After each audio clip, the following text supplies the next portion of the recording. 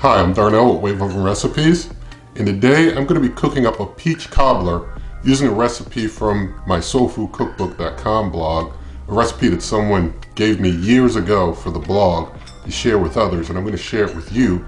And I'm going to be using the NuWave Pick and the NuWave Bravo XL Smart Oven to cook that. And those are the tools that I have here to cook those up in. Nothing in this video is sponsored, but I'm going to show you how to cook up a nice peach cobbler, and you can see if you're interested in those tools, how it's done in those tools. But basically, induction cooktop, a smart oven, countertop cooker, and we're going to make up some nice peach cobbler right now. Okay, so the ingredients I have for this peach cobbler are 1 stick of margarine. You can use margarine or butter. I just have margarine on hand, so I'll be using that. 1/2 cup of brown sugar. 1.5 cups of white sugar. You're going to need 2 15 1/4 ounce cans of peaches, sliced peaches, and these are sliced peaches in heavy syrup. I happen to, when I was getting the peaches, there was just like one of each of these available. So, you know, I didn't mix cans on purpose, but just basically had to get one of each because of what was available. And so, you know, we'll get to see the brand name versus the generic when we open these up to see the difference. I've got 1.5 teaspoons of vanilla extract, 1.5 teaspoons of ground cinnamon. I also got myself a cup of pie crust. And so we'll be starting out in this Dutch oven style pot here on the NuWave Pick induction cooktop. I've also got a 13-inch bake pan here, and I always like this USA steel bake pan for baking things, and it fits nicely into the NuWave Bravo. But to get started, basically we get the ingredients all except the pie crust into this pot, and we get it to a boil. So I'm going to go ahead and get my peaches added in here, and these are the generic peaches that I'm opening up first.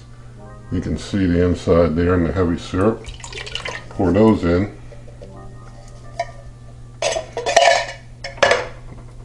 Now we're going to do our Del Monte brand name peaches. Going to open those up, and we'll have a look at those.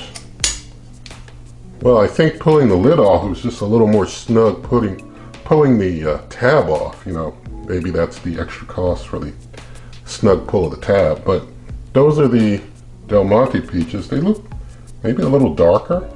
They do look a little darker. Syrup is it's coming out a little thicker for sure. The Del Monte is a little thicker, a little heavier as far as the syrup. I'm sure the weight of them both is exactly the same, but the Del Monte seems like it's a little thicker. You see the Del Monte peaches kind of on this side. They're a little, you know, they look, I don't know, like one of them's bigger than all the rest of the peaches. I think you can probably get by with generic, but the Del Monte, you know, it's up to you. Anyway, doesn't really matter to me. I'm just going to go ahead and set this to medium and start, just to get it started going. I'm going to put my margarine on into the pot. I'm going to go ahead and get my brown sugar added in, and my white sugar thrown on in there. Just kind of throw it all in the pot, and I'll throw in my cinnamon, just kind of swirl it around, and also get in my vanilla extract. I'm going to start just mixing this all up so that it's all mixing together some. Just gently move it around a little bit. Alright. We'll let that continue to heat just a little more. Then I'll start, you know, mixing it in some more, and then we'll get it over into the dish, the baking pan there. Alright, things are starting to melt down just a little bit, so I'm going to go ahead and just swirl it up a little bit more in there. Things are starting to melt down gradually. So just move it around like that a bit. Just close things on up there. I'm going to go ahead and up the temp to a medium high. So let it cook a little hotter, a little faster. to get things fully melted up in there and get it quicker to a boil. And I will say with margarine, you are going to get kind of a thicker texture with margarine than you do with butter. Butter is going to be a bit smoother than margarine. So if you want it thicker, you can use margarine. If you want it a little smoother, you can use butter. That's up to you. As I'm moving this around, it's still a little loose to me. I'm going to get a second stick of margarine and stick a second stick in there. So I'm just going to drop the temp down a little bit. I'm going to get a second stick of margarine and put in there too. So in goes our second stick of margarine. We'll let that, fully heat up in there. All right, that margarine's just about fully melted. So just doing a few more whisk around to get the last of that margarine to fully melt in. But things are coming to a pretty nice bubbly boil at this point. So I'm liking the consistency that I'm getting at this point now. It's a little thicker, so that's good. And so just making sure I got it all mixed up. I'm going to bring the temp down just a little bit, down to the medium-low, so it doesn't, bubble boil too much. I'm going to go ahead and get my NuWave Bravo warmed up at this point. I'm going to turn it on, then hit the menu button to get the bake.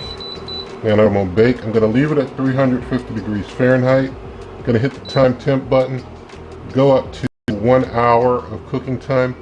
It may look like it's done before an hour, but we'll give it, up to an hour. If you're using like a conventional oven, the recommended cooking time is 1 hour. So we'll go ahead and hit start with that. Let it start preheating.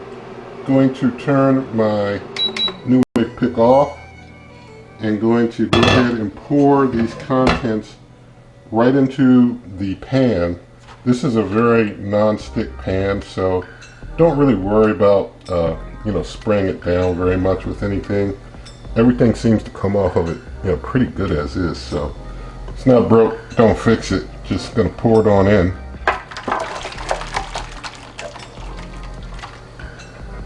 Alright, now that I've got it in, just going to evenly distribute my peaches around just a little bit so that they are evenly distributed. Alright, and so now at this point I'm going to take the pie crust, get them open, and lay them out across the bake pan nice and even. So keeping those rolled on out. And when it comes to these pie crusts, you can either, if you want, you can put like the whole pie crust just whole like this, or you can cut it into strips and make kind of like lattices if you want, like lattices and strips. So it's up to you how you want to do it. I'm just wanting to throw it right across the top like this. Just going to tuck this in. I just put the whole thing in right across the top of it.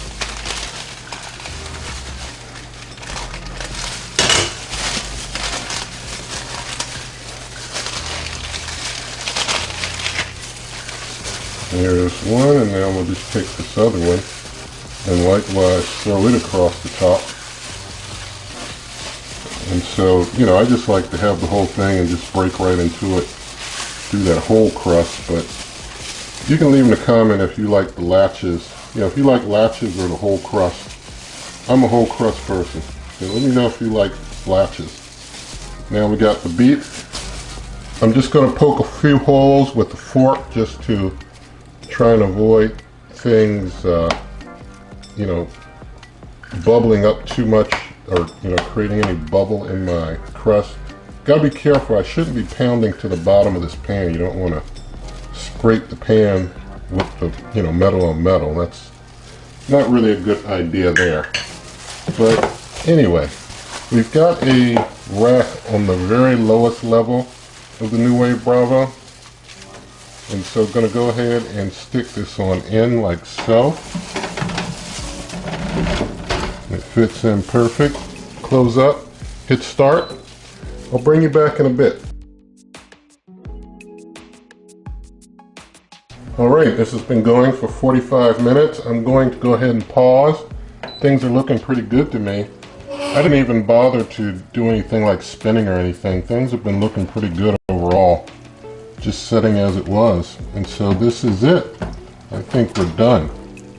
I'm just going to set that right there. I'm going to close up the NuWave Bravo and get it turned off. And so here you can have a look at our finished peach cobbler. We'll let that cool for a while. It's really hot, really bubbly. And so, you know, I'll come back in a bit after it's gotten cooled down a bit. You know, depends on how hot you like yours, but I'm gonna let mine cool down for a while. All right, so I've let this cobbler set for a little while to cool down a little bit. It's not cooled down all the way. It's still pretty warm, but I'm gonna go ahead and get in here now so we can do some taste testing of this. So just going to get right into it. You see how flaky that crust is from baking for that 45 minutes? Just gonna get it on out. You see it's kind of, you know, syrupy, which is good for cobbler. Syrupy's good. So I'm gonna get this much of it out. Now with cobbler, you know, goes good with, you know, ice cream or something else, whipped cream or what have you. I'm gonna do it straight for this taste test so that we don't confuse the taste of the cobbler with anything else. So I'm gonna move the camera, do a taste test. All right, so here's our peach cobbler. Let's do some taste testing. So here we go.